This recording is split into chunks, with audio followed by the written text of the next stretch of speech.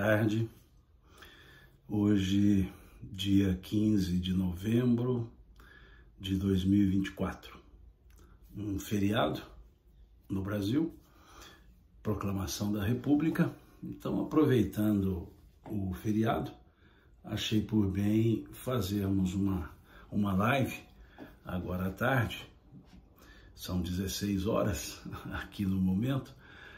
E como não tem um estudo regular, senão o de domingo, eu então optei em fazer essa live agora, nesse dia de hoje, respondendo a algumas perguntas que eu recebo. Vez outra, aliás, quase sempre, eu recebo perguntas acerca dos temas que conversamos nas lives. E ora pergunta sobre a doutrina espírita, ora pergunta sobre a área do direito, ora pergunta sobre o estudo da Bíblia, dos Evangelhos. Então, hoje eu vou abarcar uma pergunta. Aliás, não foi uma só pergunta, tive várias perguntas com o mesmo sentido, perguntando-me sobre a passagem que está nos Evangelhos, chamada a Confissão de Pedro, que é uma passagem constante no capítulo 16 do Evangelho de Mateus, a partir do versículo 13. É uma passagem interessante, que realmente leva a interpretações diversas e que fala, que quase todos conhecem, fala daquele momento em que os apóstolos são questionados por Jesus acerca dele mesmo, de quem ele era, e vem uma resposta dada por Pedro que serviu para diversas correntes religiosas estabelecerem interpretações. Então as pessoas que me perguntaram perguntaram de uma forma genérica, global, sobre essa passagem, que posso resumir como se tivessem perguntado se essa passagem confirmaria a ideia de que Pedro seria a pessoa, digamos, a pedra angular do cristianismo, e se Pedro, de fato, foi sobre a ideia dele, ou sobre ele, que teria a eclesia sido edificada, a igreja sido edificada. Então vamos conversar a respeito disso. Meu objetivo não é criar celeumas, nenhuma celeuma a respeito disso. Não tenho aqui nenhuma conotação de crítica religiosa. As pessoas que me perguntaram, eu entendo que preciso respondê-las. E aqui é uma análise da passagem, mas uma análise também do contexto, do conjunto da obra. Primeiro vamos entender um pouco sobre a figura de Pedro, o apóstolo, para a gente entender depois o conjunto aqui da resposta. Pedro era um pescador, uma pessoa já, digamos, maior de idade, uma pessoa já madura para os padrões judaicos. Ele era casado, natural da cidade de Betsaida e vivia em Cafarnaum. Ele era um pescador sócio de uma empreitada de pesqueira. Ele, o irmão dele, André, e Zebedeu, com os seus dois filhos, que eram João e Tiago. Então Pedro era sócio do pai de João e Tiago, e era também sócio de André, seu irmão. E esses, os cinco, Pedro, André, Tiago, João e Zebedeu, formavam um empreendimento pesqueiro. Então eles eram pescadores ali em Cafarnaum, pescavam no Mar da Galileia, o Lago de Genezaré, são diversos nomes que dão a esse Mar da Galileia, e essa era a vida de Pedro. Não se tem qual era a idade de Pedro. ele era uma pessoa já adulta, madura, casado. Casado porque há uma passagem que Jesus cura a sogra dele. Então, essa era a figura de Pedro. Um homem simples, um homem, por assim dizer, rústico, até mesmo, um pescador típico, não tinha grande formação acadêmica, ou seja, tinha uma formação muito básica, falava o aramaico, como todos ali falavam aramaico, e acredita-se que ele poderia ter salpicos de conhecimento do grego, já que o grego era uma língua, principalmente o grego koiné, era uma língua, por assim dizer, comum naquela região. Era como se fosse o inglês hoje, uma língua muito comercial. Então, pela sua natureza profissional, um pescador, e poderia até mesmo falar com certa fluência, o grego. Mas certo é que a sua língua materna, sua língua de região, era o aramaico, como era também a língua de Jesus. E Pedro não tinha uma cultura além daquela necessária para a sua atividade. Personalidade impulsiva, direto na fala, rústico até mesmo nos modos. Essa era a figura de Pedro, ou seja, uma pessoa comum como quaisquer outros, ou comum como nós mesmos. A sua origem é chamado filho de Jonas, né? Yohanan, ou João, é o que se sabe da origem dele, né? O Yohanan bar Betsaida, quer dizer, filho da cidade de Betsaida, e por isso que Pedro tinha como sobrenome Bar Joná, Bar Yohanan, Bar Jonas, ou seja, filho de Jonas. A palavra Bar significa filho e é justamente o sobrenome das pessoas. Então ali Pedro era chamado então de Simão, o seu nome mesmo era Shimon Bar Yohanan, ou trazendo para o nosso aportuguesamento, Simão, filho de Jonas. E essa era a estrutura, a figura. Foi o primeiro apóstolo a ser chamado pelo Cristo, foi apresentado ao Cristo pelo seu irmão André, irmão de Pedro. Pedro o apresenta a Jesus e depois ali no trabalho ele é o primeiro a ser chamado. Ele é chamado junto com André, seu irmão, que estavam pescando. E a partir daí Pedro, Simão ainda assim chamado, né, Shimon bar Yohanan, ainda seguia, né, mantendo a sua atividade de pesca, a sua atividade também seguindo a Jesus. Então, resumidamente, essa é a figura de Pedro. É bom nós entendermos isso para contextualizar essa personalidade, Pedro, na passagem que as pessoas me trouxeram na forma de pergunta. A passagem constante aqui do capítulo 16, versículo 13 à frente, do Evangelho de Mateus, que a exegese chama de a confissão de Pedro. Então, vejamos a passagem e aí nós vamos analisar a passagem tendo como pano de fundo essa personalidade de Pedro. Diz o texto: indo Jesus para os lados de Cesareia de Filipe, perguntou a seus discípulos: quem diz o povo ser o Filho do Homem? E eles responderam: uns dizem João Batista, outros Elias e outros Jeremias, ou algum dos profetas. Mas vós, continuou Jesus, quem dizeis que eu sou? E respondendo Simão Pedro disse: tu és o Cristo, o Filho de Deus vivo. Então Jesus lhe afirmou: bem-aventurado és, Simão bar Jonas, porque não foi a carne e sangue que tu revelou, mas meu Pai que estás nos céus.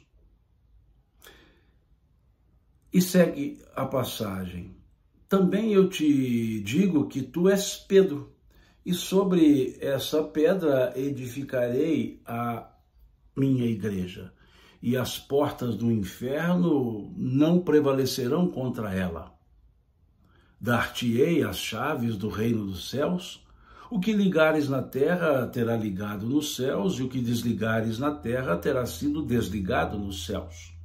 Então advertiu aos seus discípulos, dizendo que a ninguém dissessem ser ele o Cristo. Desde então, começou Jesus Cristo a mostrar aos seus discípulos que lhe era necessário seguir para Jerusalém e sofrer muitas coisas dos anciãos, dos principais sacerdotes e dos escribas, ser morto e ressuscitado no terceiro dia. E Pedro, chamando-o à parte, começou a reprová-lo, dizendo: tem compaixão de ti, Senhor, isso de modo algum te acontecerá. Mas Jesus, voltando-se para Pedro, disse-lhe: afasta-te de mim, Satanás. Tu és para mim pedra de tropeço, porque não cogitas coisas de Deus, e sim das dos homens. Essa é a passagem. Uma passagem muito clara na forma e profunda no conteúdo. Aqui, qual era o contexto de lugar? Estava Jesus e os apóstolos nas cercanias de Cesareia de Filipo, uma cidade ao norte de Israel. Voltava Jesus e seus discípulos da Fenícia. Ele havia estado em Tiro, Sidom, na Fenícia, e estava voltando para Israel. Estava voltando para a Galileia. E no caminho, eles pararam nessa cidade chamada Cesareia de Filipo.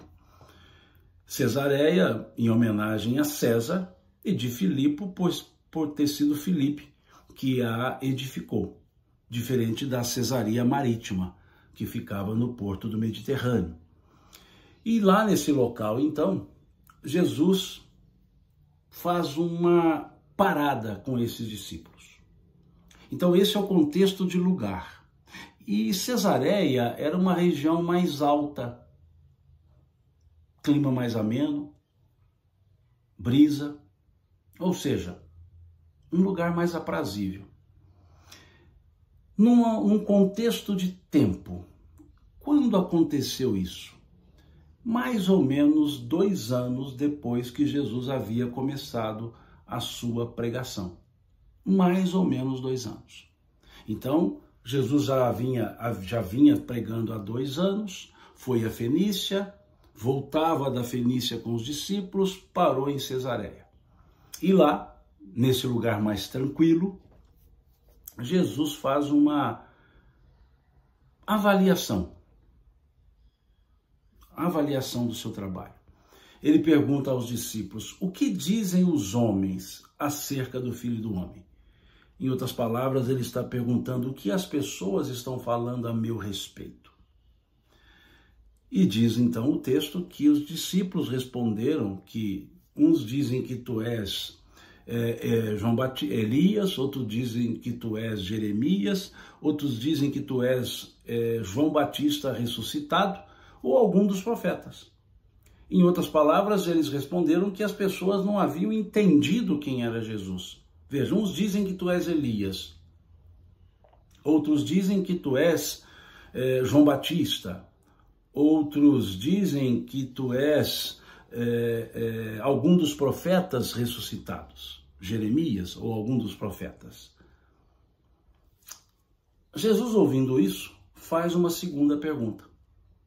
Ele pergunta aos discípulos agora: e vós, quem dizeis que eu sou? Ele já não perguntava mais sobre o povo. Ele não perguntava sobre o que as pessoas achavam dele. Ele perguntou ali o que os discípulos achavam dele. E vós, quem dizeis que eu sou? E diz o texto que Pedro toma a palavra e diz: tu és o Cristo, o Filho de Deus vivo. Essa foi a resposta dada por Pedro.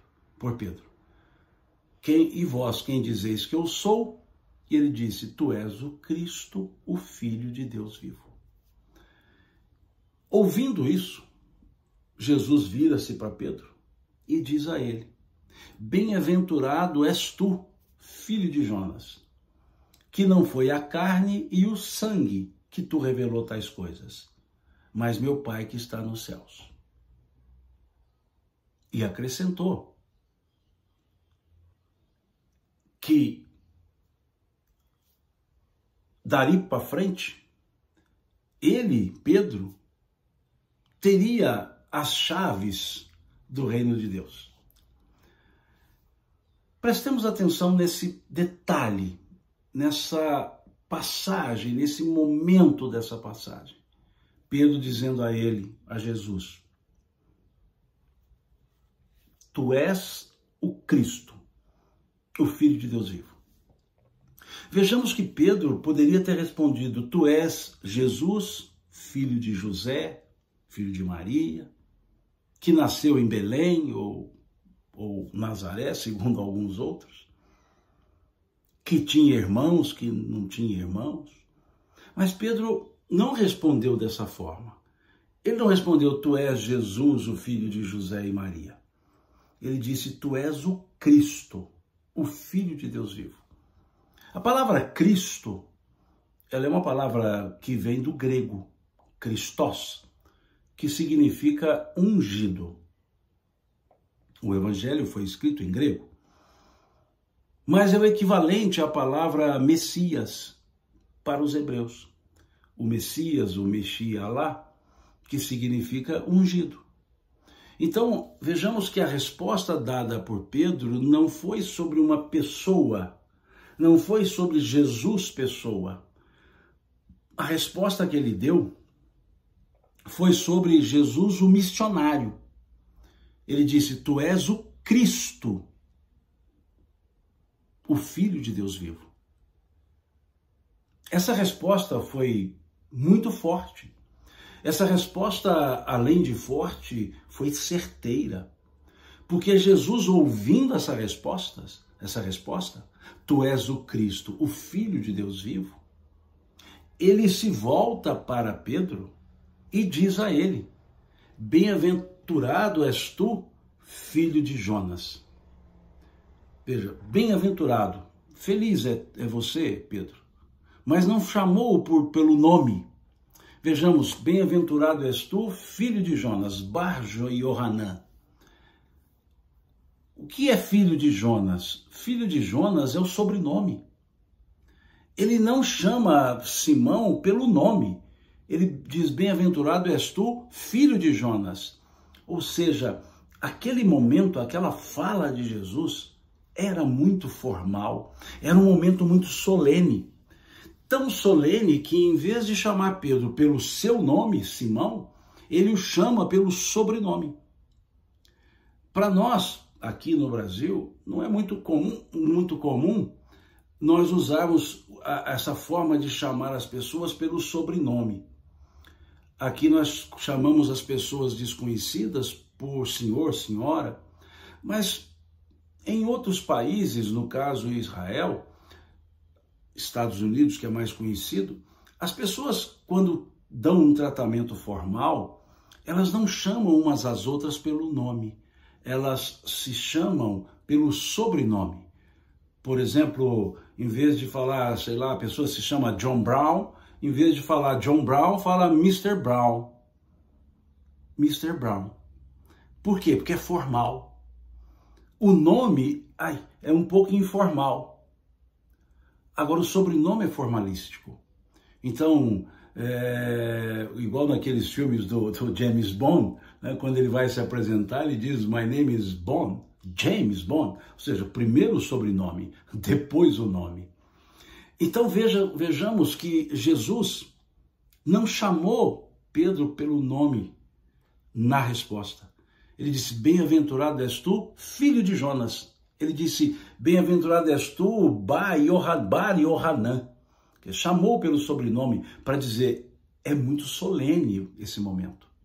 E aí ele acrescenta, e demonstrando a solenidade. Ele diz, porque não foi a carne e o sangue que tu revelou tais coisas. O que quer dizer não foi a carne e o sangue que tu revelou tais coisas? Ele está dizendo, não foi você, Pedro, que disse isso.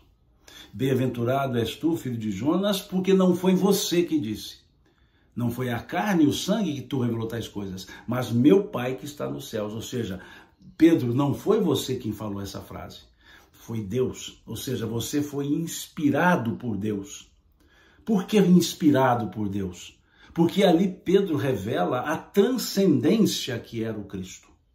Ali Pedro revela não um ser que nasceu numa data, viveu num período e voltou ao mundo espiritual de outra data. Mas ele estava se referindo ao ser transcendente, ao Cristo. E é interessante porque logo à frente, depois dessa passagem, vem a transfiguração. Então vejamos que a resposta de Pedro foi muito forte. Em vez de dizer, tu és Jesus, ele diz, tu és o Cristo. Cristo não é um nome, Cristo é um título. O nome de Jesus era Yeshua Bar Yosef, ou seja, Jesus filho de José. Yeshua Bar Yosef, ou Yeshua Ben Yosef. Esse era o nome dele. Jesus, Cristo, Cristo é título. Seria Jesus o Cristo, Jesus, né, o Messias, né? Yeshua Meshialá, ou seja, Jesus o Messias. Então Pedro ali revela esse título, ele revela essa transcendência, dizendo que os outros que não souberam, que disseram que era Elias, João Jeremias ou João Batista, Pedro estava dizendo, é muito mais, ele é o Cristo. E aí Jesus reconhece dizendo a ele que ele foi inspirado por Deus. Ele diz, você não falou isso por si mesmo, Pedro. Em outras palavras, né, você não tem essa capacidade ainda. Você foi inspirado por Deus para poder falar isso. Essa foi a resposta. E aí é interessante. Diz o evangelista, a partir do versículo 21, que a partir desse momento, a partir do momento que Jesus perguntou sobre as pessoas sobre ele e que percebeu que as pessoas não entenderam bem a mensagem dele, e a partir do momento que Pedro disse que ele, Jesus, era o Filho de Deus vivo, era o Cristo, veja o que o evangelista escreve. A partir de então, começou Jesus a dizer aos seus discípulos que convinha ir a Jerusalém, padecer dos anciãos, ser morto e ressuscitar ao terceiro dia. A partir de então, quer dizer que até aquele momento, Jesus não falava do seu padecimento. Até aquele momento, Jesus nada falava sobre essa sequência. Imaginemos se a resposta dada pelos discípulos quando Jesus perguntou a eles o que diziam os homens acerca dele, imaginemos se a resposta fosse, Senhor, todas as pessoas estão dizendo que o Senhor é o Cristo, o Filho de Deus vivo. A sua missão estava completa. Mas como a resposta foi negativa, ou seja, ninguém conseguiu entender que ele era o Cristo, vem o evangelista dizendo, a partir de então começou Jesus a mostrar. É como se o evangelista dissesse, olha, até aqui Jesus não havia falado sobre isso. Foi a partir desse marco, a partir desse momento em que ele avaliou o trabalho e as pessoas disseram que não conheciam-o, é que ele começou a dizer que teria que ir para o sacrifício. Porque o sacrifício o faria conhecido como o Cristo. É um momento divisor de águas. E aqui, vejamos, diz o texto que Jesus, respondendo ainda a Pedro, disse, dar-te-ei as chaves do reino dos céus. Agora vamos pensar. Jesus passou a chamá-lo de pedra. Disse assim, doravante serás chamado Kefas. Kefa, ou Kefá, rocha. Então, Pedro foi muito tranquilo, respondeu, inspirado por Deus, tu és o Cristo, o Filho de Deus vivo. Jesus disse que ele foi inspirado e ali ele vai lá e dá um outro nome para Pedro. Aí sim que ele passa a se chamar Pedro. Ele diz então, doravante será chamado Kefá. Kefá, significa rocha. E sobre essa rocha, ou sobre essa pedra, Kefos, Kefá, Kefos, sobre essa pedra, edificarei a minha igreja. E as portas do inferno sobre ela não prevalecerão. Aí vem a pergunta. Quem era a pedra? O que era a pedra? Porque disse Jesus, bem-aventurado és tu, filho de Jonas, que não foi a carne e o sangue que te revelou tais coisas, mas meu Pai que está nos céus, e te digo, tu és Kefá, tu és rocha, e sobre essa pedra edificarei minha igreja. E aí vem o grande ponto. Há um grupo de estudiosos que dizem que a pedra era o próprio Pedro. Que era o próprio Pedro. Tem um outro grupo de estudiosos que diz que a pedra não era o Pedro. A pedra era a revelação que ele tinha feito. Ou seja, a pedra era o próprio Cristo. Tu és o Cristo.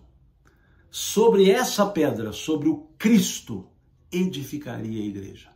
E não sobre a pessoa. E isso, essa segunda interpretação, ou esse outro grupo de estudiosos, é uma interpretação mais racional, porque ela encontra guarida numa das cartas de Pedro, na primeira epístola de Pedro, lá no capítulo 2, a partir do versículo 4. Pedro escreve o seguinte: chegando-vos para ele, Jesus, a pedra que vive, rejeitada sim pelos homens, mas para com Deus eleita e preciosa. Então Pedro está aqui dizendo na sua epístola, capítulo 2, primeira epístola, a partir do versículo 4, que a pedra era Jesus. Chegando-vos para ele a pedra que vive, rejeitada sim pelos homens, mas para com Deus eleita e preciosa. Também vós mesmos podem também ser pedras que vivem. Sois edificados, casa espiritual, para serdes sacerdócio santo, a fim de oferecerdes sacrifícios espirituais, agradáveis a Deus por intermédio do Cristo. Eis que ponho em Sião uma pedra angular, eleita e preciosa, e quem nela crer não será de modo algum envergonhado. Pedro reproduz na sua carta uma profecia de Isaías. Está lá no livro de Isaías, capítulo 28, versículo 16. Vejamos o que está dizendo aqui, o Isaías que Pedro põe na sua epístola. Eis que põe em Sião, Sião é Jerusalém. A cidade de Jerusalém é edificada sobre dois montes. Sobre o monte Sião, que é o monte onde está parte do templo. E o monte da elevação, onde Isaac iria ser sacrificado por Abraão, o monte Moriá. Então, quando diz, eis que põe em Sião uma pedra angular é aquela que fica no ângulo, para que as outras se encaixem. Isaías está dizendo que lá em Jerusalém, lá em Israel, teria essa pedra angular. E uma pedra angular que quem nela cresce não pereceria. Então, mais uma vez, vejam Isaías chamando Jesus por pedra.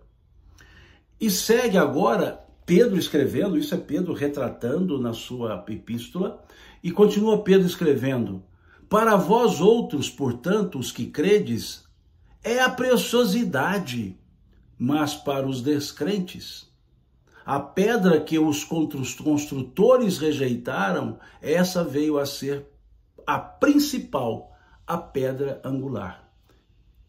Esse primeiro item, para vós outros, portanto, os que credes, é a preciosidade, mas para os descrentes é a pedra que os construtores rejeitaram, esse veio a ser a principal pedra angular, é o Salmo. É o Salmo 118, versículo 22. Pedro reproduz o salmo. E depois diz, e pedra de tropeço e rocha de ofensa. Isso também está lá em Isaías, capítulo 8, versículo 14. E pedra de tropeço e rocha de ofensa. São estes os que tropeçam na palavra, sendo desobedientes para com vós também foram, como para com vós também foram postos. Veja que interessante.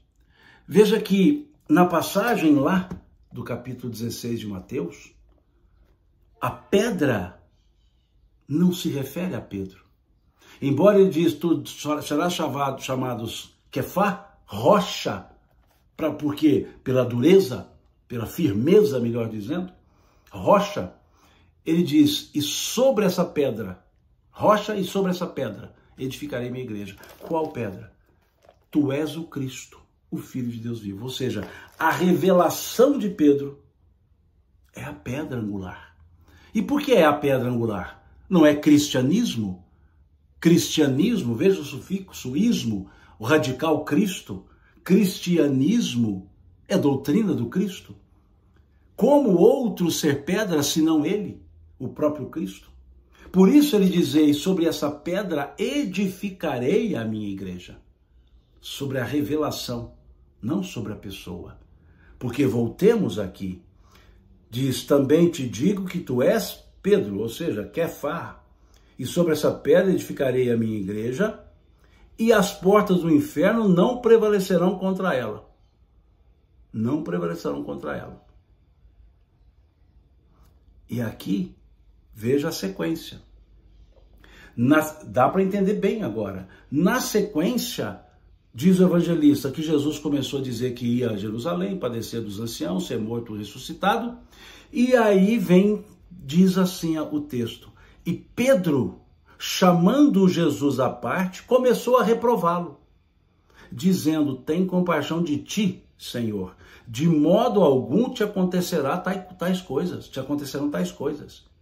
E Jesus, voltando-se, disse a Pedro, afasta-te de mim, Satanás, tu és para mim pedra de tropeço, porque não cogitas das coisas de Deus, e sim das dos homens. A igreja seria edificada sobre uma pedra de tropeço ou sobre a pedra angular? Pedra angular e pedra de tropeço estão na profecia de Isaías, que Pedro registra essas profecias na sua epístola, na sua primeira epístola, capítulo 2. Vejam, eis que põe em Sião uma pedra angular, eleita e preciosa, e quem nela crer não será de modo algum envergado. Para vós outros, portanto, os que credes, é preciosidade, mas para os descrentes, a pedra que os construtores rejeitaram, essa veio a ser a pedra principal, angular, e não a pedra de tropeço e rocha de ofensa. Pedra de tropeço e rocha de ofensa. Pedra é pedaço, rocha é inteiro. Tu és Kefá, rocha, inteiro. E uma parte do que foi dito, tu és o Cristo, é a pedra angular. Então o próprio Pedro confirma na sua epístola, primeira epístola, capítulo 2, a partir do versículo 4, ele confirma que a pedra é aquela que foi rejeitada pelos homens. O Cristo foi rejeitado pelos homens. E vejam, na sequência da parábola, Pedro é comparado a Satanás. O mesmo Pedro que foi inspirado por Deus, não foi a carne e o sangue que te inspirou, que te revelou tais coisas, ou seja, não foi você quem disse, mas meu Pai que está nos céus, ou seja, inspirado por Deus. No final da passagem, ele é chamado de Satanás. Afasta-te de mim, Satanás, que me é motivo de escândalo. Veja, és para mim pedra de tropeço, disse Jesus a Pedro. Pedra de tropeço. Então vejamos que Pedro era uma pessoa como nós, altos e baixos. Como que uma eclesia, uma igreja, seria edificada sobre altos e baixos?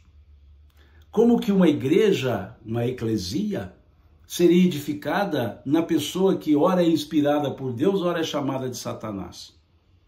Por uma pessoa comum, normal, que cresceu, que evoluiu. E as portas do inferno não prevaleceriam sobre essa igreja, foi o dito por Jesus. E as portas do inferno não prevalecerão sobre ela. Mas ali na passagem, Pedro é chamado de Satanás. Então a revelação que Pedro faz, tu és o Cristo, o Filho de Deus vivo, é que é a pedra angular, que é a pedra sobre a qual a igreja, a eclesia, deve se edificar. Toda eclesia, todas as pessoas que seguem os ensinos do Cristo estão sobre a pedra, estão sob a eclesia. Tu és o Cristo, o Filho de Deus vivo. Por isso se chama cristianismo. Então, é o Cristo essa pedra. E quando diz, dar-te-ei as chaves dos reinos dos céus, a chave do reino dos céus está no ensino de Jesus. Está nos ensinos de Jesus, essa chave. Jesus é a grande chave. O ensino de Jesus é a chave. Entender os seus ensinos é a chave que nos abre, que nos descortina a vida. Por isso Jesus dizer, grafado pelo evangelista João, capítulo 10, versículo 10, eu vim para que todos tenham vida e a tenham em abundância. Por que vida em abundância? Porque Jesus abriu as portas para nos falar que a vida é muito mais do que o interregno entre berço e túmulo. Que existe vida depois desta. Que a vida continua. Então, as portas do reino de Deus são abertas com uma chave, os ensinos de Jesus, os ensinos do Cristo. Podemos dizer que da lei Moisés era a porta e Jesus a chave, ou seja, ele abria aquele entendimento. Por isso Jesus dizer, lá em Mateus, eu não vim destruir a lei, mas dar-lhe o seu verdadeiro cumprimento. Ao dizer dar-lhe o seu verdadeiro cumprimento, ele está dizendo a verdadeira interpretação, ou seja, a chave para entender a lei. Então, essa passagem, ela mostra que toda a estrutura tem que estar sobre o Cristo e não sobre pessoas. Pessoas vêm e vão, pessoas passam, pessoas titubeiam. Uma eclesia, uma igreja, tem que ser edificada sobre o Cristo e não pessoas. Essa passagem mostra bem isso. Quando associamos essa passagem à primeira epístola de Pedro, capítulo 2, e entendemos a profecia de Isaías, capítulo 28, versículo 16 do livro de Isaías, capítulo 8, versículo 14 do livro de Isaías, ou o Salmo 118, versículo 22. Ali nós entenderemos que essa passagem não está se referindo a Pedro. Está se referindo ao que Pedro havia dito. Tu és o Cristo, o Filho de Deus vivo. Essa é a grande revelação. Tão grande que Jesus foi dizer a Pedro, não foi você quem disse, mas por inspiração divina sua boca falou. Ou seja, não foi a carne e o sangue que tu revelou tais coisas, mas meu Pai que está nos céus. E isso tudo depois de Jesus avaliar o seu trabalho. E as pessoas dizerem que o confundiam com outros profetas. E aí ele vai para o sacrifício da cruz, que foi marcante. Porque ele foi para a morte para mostrar que a vida continuava. Tão forte esse ir para a morte para mostrar a vida, que o apóstolo Paulo escreveu, não me recordo em qual epístola, ele escreveu: se Jesus não houvesse ressuscitado, em vão seria a sua pregação, vã seria a sua doutrina. Por quê? Ele pregava a continuidade da vida. Se ele morresse e não se mostrasse depois, não teria continuidade da vida, eram só palavras. Então Jesus, pelo fato de ele aparecer depois da morte, ele comprovou tudo o que ele falava. Então o ensino de Jesus é para nos mostrar que a vida é abundante, que a vida é muito maior. É para nos dizer que os seus ensinos são a chave para nós entendermos a vida.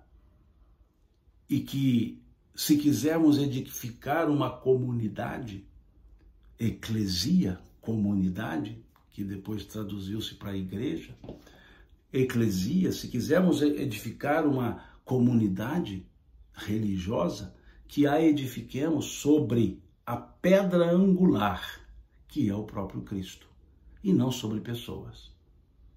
Se Pedro foi o primeiro bispo de Roma, se por isso ele foi o primeiro papa, deixo isso para a Igreja Católica resolver, porque foi ela quem criou. Não está nas Escrituras isso. Realmente não está. Isso vem mais da tradição, isso vem mais de pensamentos dos primeiros. Não se pode afirmar, a historiografia não garante que Pedro teria morado em Roma. Que foi a Roma, sim, mas veja, a comunidade de Roma já existia muito antes de Pedro ter ido a Roma, muito antes de Paulo ter ido a Roma.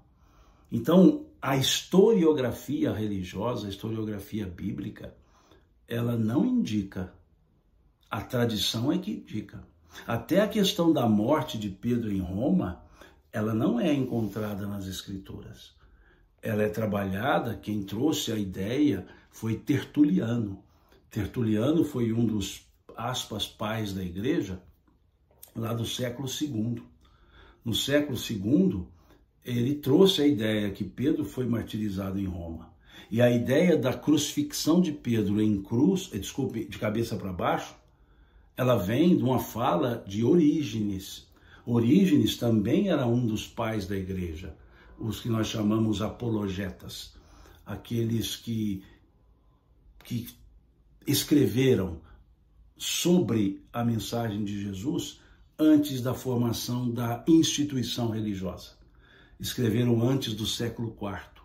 E aí nós temos Orígenes, temos Santo Anselmo, São João Crisóstomo, Tertuliano, temos Agostinho. Então, são tradições. Quem afirma a crucifixão de Pedro é Orígenes.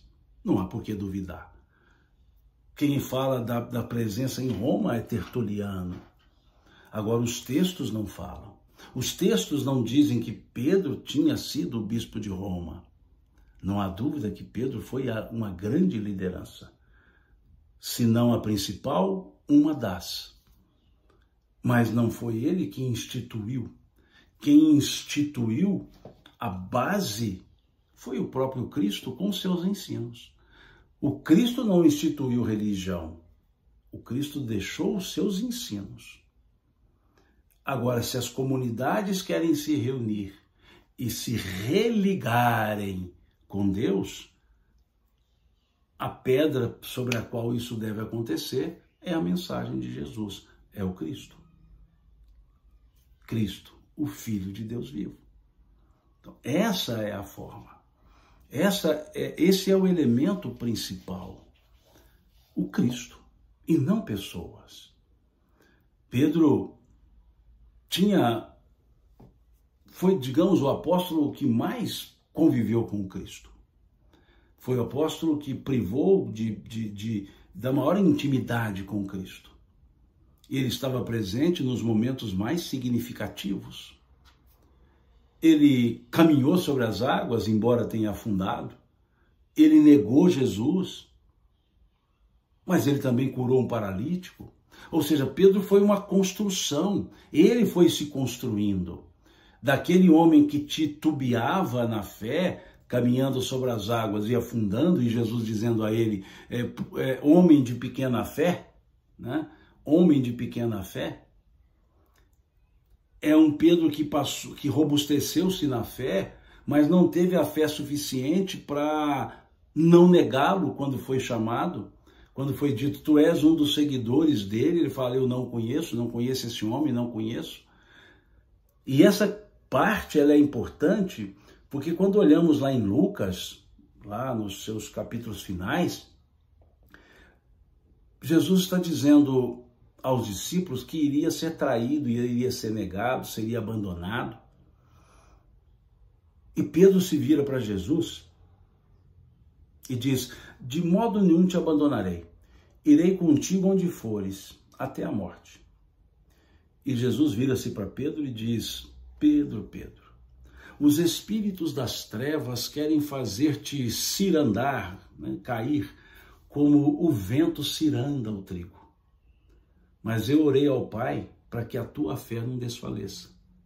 E te digo mais, hoje ainda, antes que o galo cante, negar-me-ás 3 vezes. Ou seja, Pedro titubeou na fé, negou. Mas depois, Jesus já de volta ao mundo espiritual, Pedro está subindo a escadaria do templo na porta de Formosa, e um paralítico, esse é o termo do Atos dos Apóstolos, um paralítico pede esmola a Pedro. E Pedro responde a ele, ouro e prata eu não tenho, mas o que eu tenho eu te dou. Em nome de Jesus o Nazareno, levanta e anda. E diz o texto que o homem levantou-se e foi andando, cantando e louvando a Deus.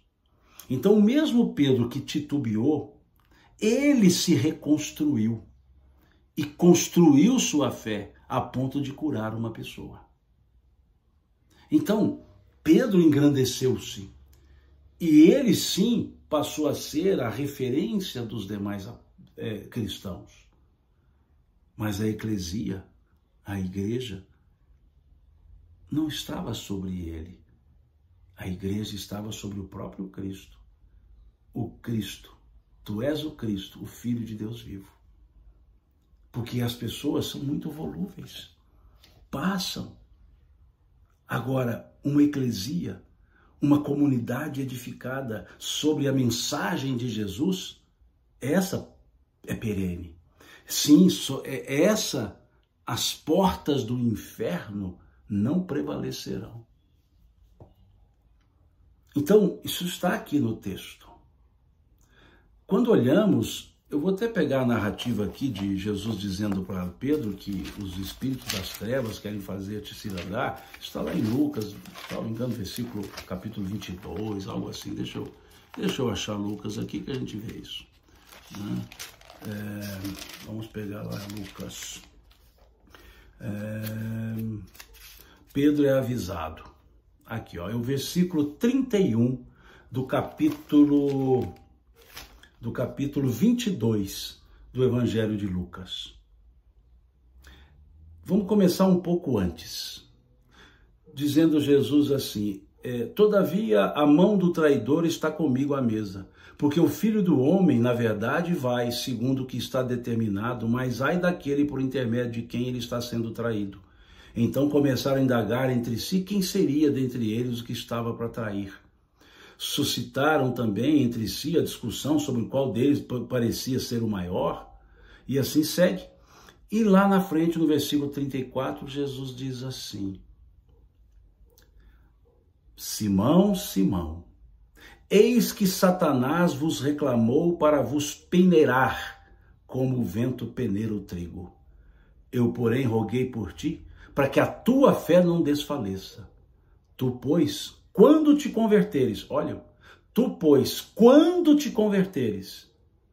fortalece os teus irmãos.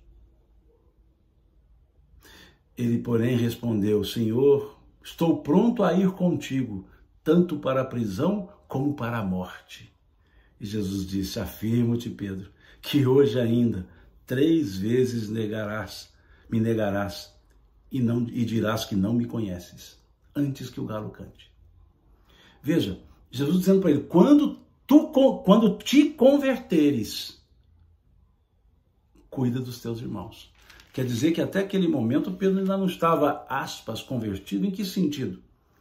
Tanto não estava firme que negou. É isso que nós precisamos perceber. Pedro, os apóstolos, eram pessoas normais, comuns. A extraordinariedade deles é porque eles eram comuns. Se fossem seres extraordinários, tudo que eles fizeram era comum. Mas por eles serem comuns, tudo que fizeram era extraordinário. Tudo que fizeram era extraordinário. Por isso que Pedro, que afunda por uma fé pequena, titubeia na fé, conforme está aqui no capítulo 22 do Evangelho de Lucas, é o mesmo que, fortalecido na fé, convertido na fé, cura um paralítico. Atos dos Apóstolos, depois é só checarem lá.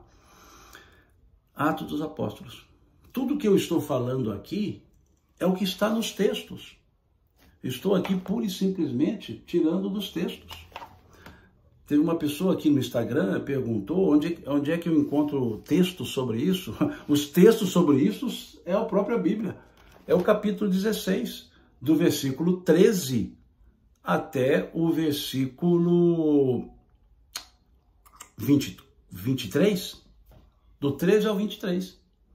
E se querem ver essa questão de Pedro, da questão de Jesus com Pedro, é o capítulo 22 do Evangelho de Lucas.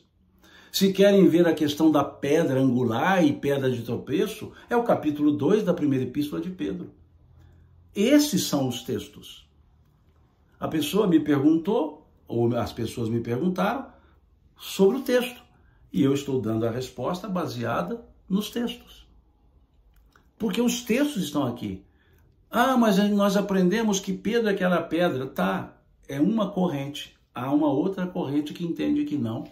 Que era a revelação de Pedro que é a pedra, e não o próprio Pedro. E tudo aqui indica como que edificaria uma eclesia em alguém que passa, como se edificaria uma eclesia em alguém que titubeia, como se edificaria uma eclesia em alguém que é inspirado por Deus e ao mesmo tempo é afasta-te de mim, Satanás.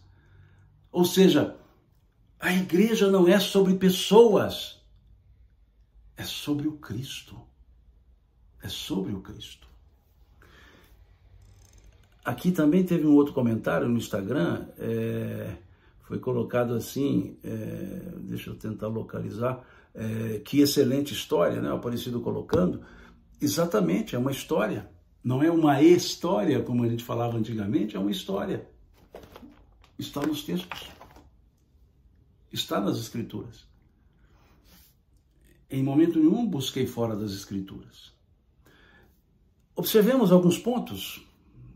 Pedro, os altos e baixos de Pedro, por exemplo, ele vê Jesus na transfiguração, capítulo 17 lá de Mateus, capítulo 9 de Lucas, mas ele fica assombrado. Olha, né? Ele tem a oportunidade daquela de vir a transfiguração, mas fica assombrado. Ele nega a Jesus que Jesus lave os seus pés. Ele não deixa que Jesus lave os pés. Jesus chama a atenção dele dizendo que se não deixasse lavar, ele não entraria no reino dos céus. Pedro fala então para lavar o corpo inteiro. Está lá em João, salvo engano, capítulo 13. Pedro anda sobre as águas, capítulo 14 de Mateus. Só que ele tem medo e começa a afundar. Pedro, né, confessa que Jesus é o Cristo. Lá agora vimos capítulo 16 de João, de Mateus, mas logo em seguida ele tenta dissuadir Jesus de cumprir a sua missão e é chamado de Satanás. Impulsivo, Pedro, ele promete seguir e dar sua vida a Jesus, né? Acabamos de ver aqui, capítulo 22 de Lucas, capítulo 13 de João também fala sobre isso. Mas depois ele nega. No capítulo 13 de João, ele nega, 13. Ele diz lá em Marcos, capítulo 14, e também diz aqui em Lucas, capítulo 22, nunca te abandonarei. E o mesmo Marcos, capítulo 14, vai dizer Pedro negando a Jesus. Então, são pontos que precisamos avaliar. E também um ponto interessante, Pedro nega a Jesus 3 vezes lá de fora do Sinédrio perante uma fogueira. É interessante isso. Perante uma fogueira, capítulo 22 de Lucas, salvo engano, depois vocês confiram, capítulo 22 de Lucas, salvo engano, versículo 55, ele nega Jesus ali numa fogueira. E depois, numa fogueira, capítulo 21 de João, capítulo 21 de João, depois numa fogueira, é que Pedro reafirma o amor a Jesus por 3 vezes, quando Jesus pergunta a ele, Pedro, tu me amas? Então, vejam que interessante tudo isso. Vejam que importância isso. Não é só uma questão exegética, hermenêutica, é uma questão mais profunda. Se nós nos dizemos cristãos, nós temos que estar embasados, baseados no Cristo e não em pessoas, no Cristo. Se nós nos dizemos cristãos, e somos, é porque seguimos ao Cristo. Por isso, Lucas registra lá no Atos dos Apóstolos, não me recordo se é capítulo 10, alguma coisa assim, lá no Atos dos Apóstolos, Lucas registra esse termo cristão. Ele diz, e pela primeira vez em Antioquia, os seguidores de Jesus foram chamados cristãos. É diferente isso? Lógico que é. Deixa eu ver se eu acho aqui em Atos, mas não me recordo bem agora qual o capítulo. Depois vocês procuram aí, né? Quando diz pela primeira vez foram chamados cristãos, depois vocês dão uma procurada, acho que, salvo engano, é o capítulo 10, alguma coisa assim, mas eu não me recordo, o capítulo 12, depois vocês procuram aí, para depois vocês perceberem isso. A diferença é a ideia de ser chamado cristão, né? Cristão é seguidor do Cristo. Cristão, seguidor do Cristo. E é isso que fica forte nessa fala de Lucas lá no Ato dos Apóstolos. E foi em Antioquia chamado cristãos. Pela primeira vez chamados de cristãos.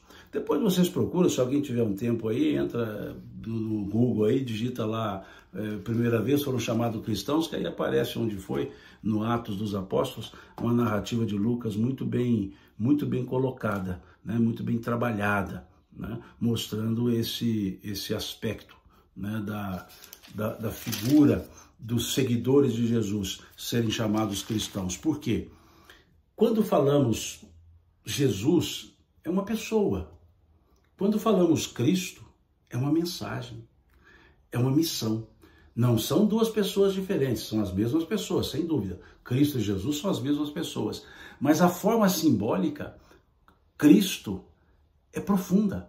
É para dizer, olha, Cristo é o que ficou, é o ensino que ficou. Porque podemos dizer, Jesus foi crucificado, o Cristo permaneceu, ou seja, a mensagem permaneceu. Não, volto a dizer, Jesus e Cristo são as mesmas pessoas. Cristo é um título dado a Jesus. Mas simbolicamente nós dizemos que Jesus nasceu numa data, o Cristo nasce em qualquer data, ou seja, quando as pessoas estão em contato com ele, com a sua mensagem. Quando nós tomamos contato com a mensagem do Cristo, é que ele nasce. Então essa é a lógica. Então tudo isso para responder à pergunta que me veio, né? O que era a revelação de Pedro? É tudo isso que eu disse aqui. Essa era a revelação de Pedro. Essa foi o momento singular, digamos, o divisor de águas entre a história pura e simples factual e a mensagem histórica que Jesus deixou. Então, a eclesia, a comunidade, para se sustentar, ela tem que estar na base, construída na base, Cristo. Mensagem do Cristo. Então essa é a ideia da fala de hoje, dessa live de hoje. Eu vejo aqui no Instagram, mas não consigo responder, né? Vão passando algumas questões aqui, as que eu vi eu até respondi, né? Mas tem umas aqui que eu não consegui ver. É isso então, né? Fica essa nossa reflexão de hoje, ou respondendo a essa pergunta.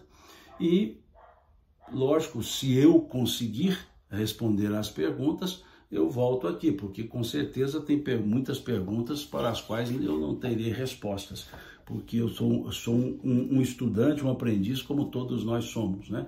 Não existe doutor, não existe pleno conhecedor da mensagem, porque se fôssemos plenos conhecedores, nós seríamos pessoas de bem, seríamos homens de bem, né? Pessoas de bem, e nós somos ainda um tanto capengas.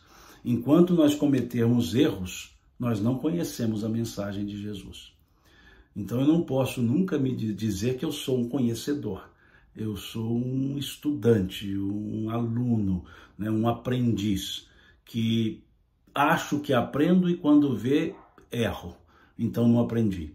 O Bartolomeu está respondendo aqui, Atos dos Apóstolos, capítulo 2, versículo 42 a 47, aquela questão que eu havia dito para vocês aqui. Vamos lá no Atos dos Apóstolos, capítulo 2. Vamos achar aqui, Bartolomeu. Muito obrigado. Capítulo 2, achei Atos dos Apóstolos. Capítulo 2, deixa eu voltar aqui que o Bartolomeu subiu aqui. Capítulo 2, 42. Eu estou aqui em 2,14, 2,22, 2,29. Aqui ele fala então sobre essa questão, né? Como vivem os convertidos, né? Capítulo 2, 42, 47. Como é que eles iam vivendo, né? Cada um cuidando de si, cada um partindo o pão uns com os outros, e todos estavam ali juntos, né? Cada um contribuindo com a sua parte, né? Para esse fim, né? Ou seja, era uma dedicação plena. Então, muito interessante essa forma, né? que os cristãos ali no início comungavam, né? da verdade do Cristo, da mensagem do Cristo. Bom, é isso. Tudo isso, tomei um tempo danado de vocês para responder uma pergunta. Fiquem à vontade, se quiserem me mandar questões, dúvidas, eu vou lê-las e, à medida do possível, vou trazendo aqui, na forma de estudo, né, as respostas, né? Quando eu conseguir ter resposta. Volto a dizer, não tenho respostas para tudo, né? Aliás, não tenho respostas para muitas coisas. Talvez eu tenha para pouquíssimas coisas. Aqui achei, ó, aquela parte que estava falando sobre pela primeira vez em Antioquia foram chamados em cristãos, é o capítulo 11, eu falei que era 10, 11 ou 12, capítulo 11, né? Que aqui que vem o texto bem colocado aqui, cristãos, que está no versículo 26. Tendo-o encontrado, levou para Antioquia e por todo um ano se reuniram naquela eclesia e ensinaram numerosa multidão. Em Antioquia foram os discípulos pela primeira vez chamados cristãos. Versículo 26, capítulo 11 do Atos dos Apóstolos. Agora achamos, né? Agora eu gravo, né? É 11, 26. Então já dá para gravar, né? O capítulo 11, 26, capítulo 11, versículo 26. Pela primeira vez em Antioquia foram chamados cristãos. É o que nós somos, seguidores do Cristo, não seguidores de pessoas, não seguidores de instituições, seguidores do Cristo. Um bom término de feriado para todos. Desculpe algumas horas que eu me calei aqui, dei uns ais aqui, porque estou com um probleminha aqui de coluna, estou meio travado. Então, conforme o movimento, estava dando um ai aqui. Mas já estamos trabalhando, isso que é importante. E domingo que vem, depois de amanhã, nós então teremos o nosso estudo domingueiro, né, às 9 da manhã, que estamos estudando o Novo Testamento, estamos estudando o Sermão do Monte. Então, no próximo domingo, sigo estudando também o Sermão do Monte. Fica aqui o convite. No mais, muito obrigado, bom resto de feriado, bom fim de semana e até domingo, se Deus quiser. Até!